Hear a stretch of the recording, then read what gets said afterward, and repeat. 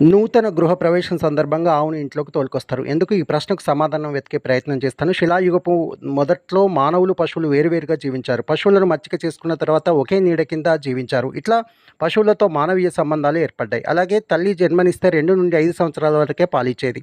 ఆవులు జీవితాంతము పాలనిస్తాయి, ఆహారాన్ని ఇస్తాయి కాబట్టి వాటితో ఒక గొప్ప సంబంధం ఏర్పడ్డది. అట్లాగే పశువులు సంపదకు నిర్వచనం. పశువులు ఉంటే రాజ్యాలు సంక్రమించేవి. పశువుల కోసం మరణాలు సంభవించేవి. వీరులు కూడా కనిపిస్తారు. కాటమరాజు కథ అట్లనే ఉంది. పాండవులు వనవాసం నుంచి బయటకొచ్చేది పశువుల కారణంగానే. స్త్రీ వివాహ సమయంలో కూడా పశు సంపదను అప్పగించడము జరుగుతుంది. అందుకే పశువులు సిరి సంపదలకు, భోగభాగ్యాలకు, అధికారానికి చిహ్నము. మానవీయ సంబంధాలకు భాగంగా ఆవును ఇంట్లోకి తోలుకొచ్చడం చేస్తాం. అట్లాగే ఉదయమే ఏమి తినం కాబట్టి పాలు పొంగించి పాలు తాగడం మొదలు చేస్తాం. ఈ క్రమంలో ఆవును ఇంట్లోకి తోలుకి రావడము, పాలు పొంగించడం చేస్తాం. మరి ఇది మన చరిత్ర, మన సంస్కృతి, మన డిస్కవరీ ఛానల్. ఈ వీడియో షేర్ చేయండి. ఈ ఛానల్ని సబ్స్క్రైబ్ చేయండి. నేను మీ డిస్కవర్ మ్యాన్ రెడ్డి.